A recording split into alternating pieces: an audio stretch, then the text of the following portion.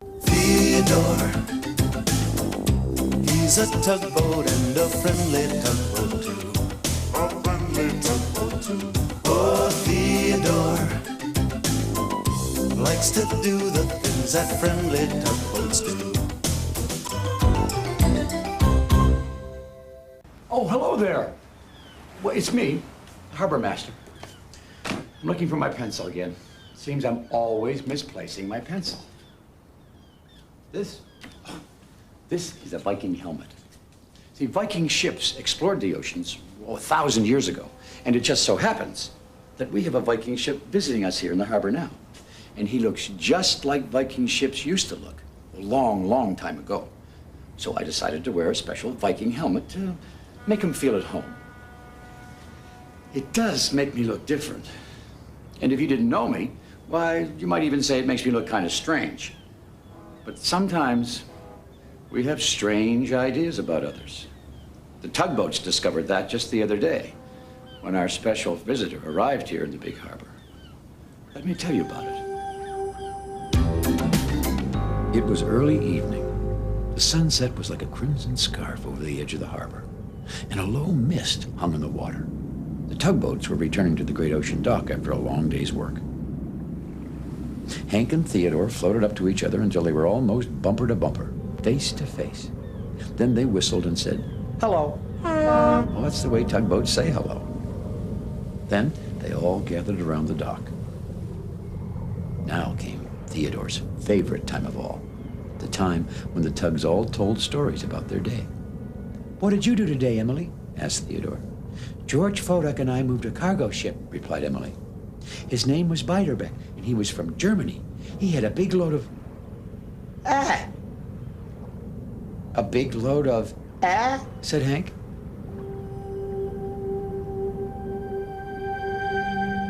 "Do you mean apples?" said Theodore helpfully. It was then that Theodore and Hank realized that the other tugs were all staring at something.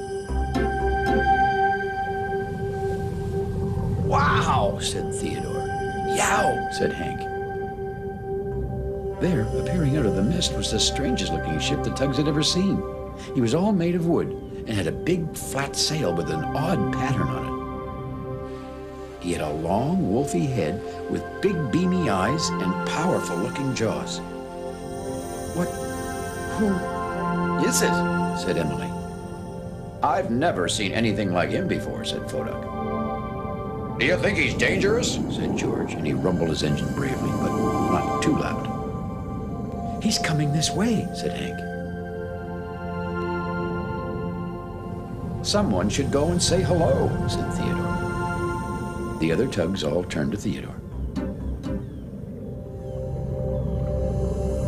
Theodore put on his friendliest face and floated right up to the strange-looking ship until he was almost touching its wolfy snout with his bumper.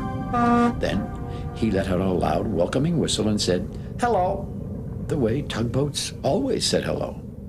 Well, the most surprising thing of all happened after that. The strange-looking ship backed up a little and snorted right at Theodore. Well, Theodore was so startled he turned and hurried back to the dock. Now that wasn't what he had expected at all. That night, the tugboats couldn't stop talking about the strange-looking new ship. "He snorted at me," said Theodore. "The question is," said Foduck, "who is he?" "Where did he come from?" said Emily. "What's he doing in our harbor?" grumbled George. "He looks like a wolf," said Hank. Suddenly, the tugs went silent. The strange-looking ship was floating quietly past them. He was heading for the dock right next to the tugs, and it looked as if he meant to stay there. The tugboats all huddled together, just a little closer. No one told stories that night as they usually did. Instead, they all worried and watched the strange ship. The next morning, Theodore and Emily were heading off to work when they saw the strange ship again. "He's just floating up and down the harbor," whispered Emily. Just then, Hank came pooting merrily along, pulling a barge. The strange ship silently came up behind him. "What's he doing?" said Theodore in a hushed voice. "It looks," replied Emily, "that he's trying to sneak up behind Hank." Suddenly, Hank saw the strange ship. Hank turned quickly so that he was face to face with the ship. Then he whistled and said, "Hello." Well, the ship backed up and snorted right at Hank, just the way it snorted at Theodore when Theodore had tried to say hello. "Yikes," gasped Hank, and he floated away with the barge as fast as he could. He had been so frightened by the strange snorting ship, his engine was pounding. "Come on, Theodore," Emily called softly. "Let's take the long way back to the dock before the strange ship sees us." But Theodore couldn't stop thinking about the strange-looking ship. Why did he try and sneak up behind Hank like that, he wondered? And why is he snorting at everybody?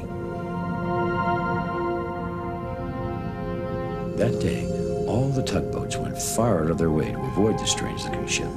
Because of that, everything in the harbor was taking longer than usual.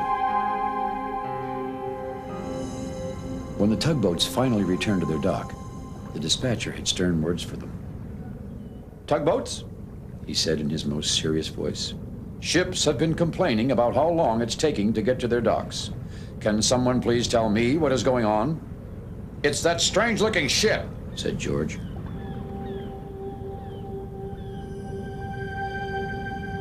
"Yes," said Emily. "He just floats up and down the harbor all day long." "He snorts at tugs," said Fuddock. "He snuck up behind me," added Hank, and he has big teeth." Well, the dispatcher had to admit that even he had never seen a ship like that before, and he certainly was acting very strangely. "Nevertheless," the dispatcher went on, "I don't expect him to slow down the work of this harbor. That is all." "That ship is very different," said Emily quietly. Once more, the strange-looking ship stayed in the dock beside the tugs. Now, having the ship right next to them made the tugs all very worried, and they didn't tell their usual stories again that night. "I have to do something," thought Theodore to himself. Just before the sun went down, Theodore decided to visit a special friend. Theodore hoped Rebecca, the research vessel, could tell him about the strange-looking ship. See, Theodore thought Rebecca knew just about everything there was to know about ships. "He looks like a Viking ship," said Rebecca. "A Viking ship?" repeated Theodore. "What's that?" "Well, Viking ships sailed the oceans over 1,000 years ago," replied Rebecca. "They were great explorers. This ship in our harbor may be a brand new Viking ship." "But," said Theodore, "what is he doing here?" "I really don't know," said Rebecca. "Well, I don't think he likes us." "If he is a Viking ship," said Rebecca, "maybe he just doesn't speak our language. Did you try to say hello to him?" "Yes, I did," replied Theodore.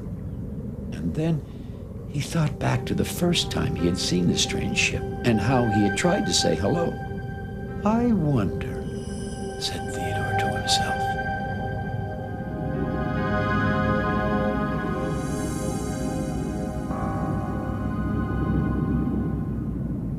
Emily was waiting when Theodore returned to the dock.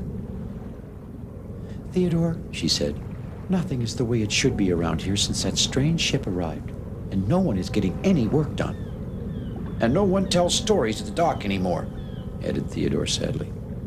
"We have to do something," said Emily firmly. "We have to speak to that ship right now." And without another word, Emily set off toward the strange-looking ship. Theodore followed behind. Emily floated up, face to face to the strange ship, whistled, and said, "Hello." Well, the ship backed up a little and snorted at her. "Let's go, Theodore," Emily said to Theodore with a frown. "He's just a mean ship." But Theodore turned towards the strange ship. He didn't really look mean, and when Theodore thought about it, the ship looked kind of sad. "Theodore," said Emily, "what are you doing?" "I'm going to say hello," said Theodore. And this time, Theodore didn't float right up face to face with the strange ship to say hello, like tugs usually did. Instead, he slowly floated up behind the ship, just the way he had seen the ship float up behind Hank. And this time, the ship didn't snort. What it did was even more surprising than that. Hello, said the stranger. My name is Snorri, and I'm a Viking ship. I'm very pleased to meet you. Hello, Snorri, replied Theodore. I'm Theodore.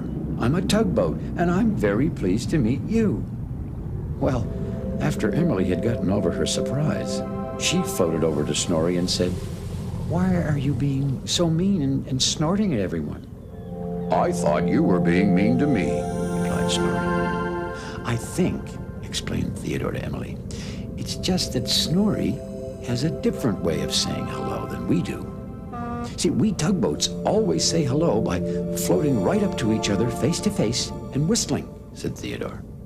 I didn't know that, said Snorri, quite surprised. We Viking ships always float up behind each other to say hello. We think that when you come right up to us face to face like that, you're going to bump us. That's why I snorted at you. You didn't know I just wanted to say hello? Said Emily. Well, she just had to smile. And all this time, we thought you didn't like us. I thought you didn't like me, said Snorri. I've been floating up and down the harbor trying to talk to someone, but everyone keeps floating away. Talk about what? Said Theodore. I'm visiting harbors everywhere to tell stories about what it was like for us Viking ships to explore the ocean 1,000 years ago, explained Snorri. This harbor is my first stop. And then he looked sad. But I haven't been able to tell a single story to anyone yet. Well, Theodore and Emily looked at each other. Were they thinking the same thing? The other tugboats were at the great ocean dock. Voduk was the first to see them. There was Emily and Theodore, and floating right in the middle, between them, was the strange ship. Hello, said the ship. My name is Snorri, and I'm a Viking ship. Well, the other tugs were so surprised, well, they didn't say anything for a moment. Hank began to float bravely forward to say hello, but Theodore went over and whispered, "Go up behind him, Hank. That's how Viking ships say hello." Hank turned and came up behind Snorri, just like Theodore had told him to do. "Hello," he began nervously. My name is Tugboat, and I'm a Hank. I mean, said Hank, my name is Hank, and I'm a tugboat." Well, everybody began to laugh, and their nervousness disappeared as if it had never really been there at all. That night, the tugboats all listened to Snorri, the Viking ship, tell many wonderful stories of faraway places and long ago times. And everyone agreed it was the best storytelling time they could ever remember. Well, now Snorri and the tugs are such good friends that Snorri has decided to stay on and visit with us here a little longer. He's still here in the harbor. And that's good, too, because it gives me a chance to say hello. And no matter how he says hello, I'll know that underneath it all, he's just the same as you and me. Just the same. I wonder. Yeah, there it is. I always put my pencil behind my ear, or in this case, my horn. Well, same old me. I'm off to meet Snorri. Thanks for visiting us here in the Big Harbor. We'll see you all again next time. Bye-bye.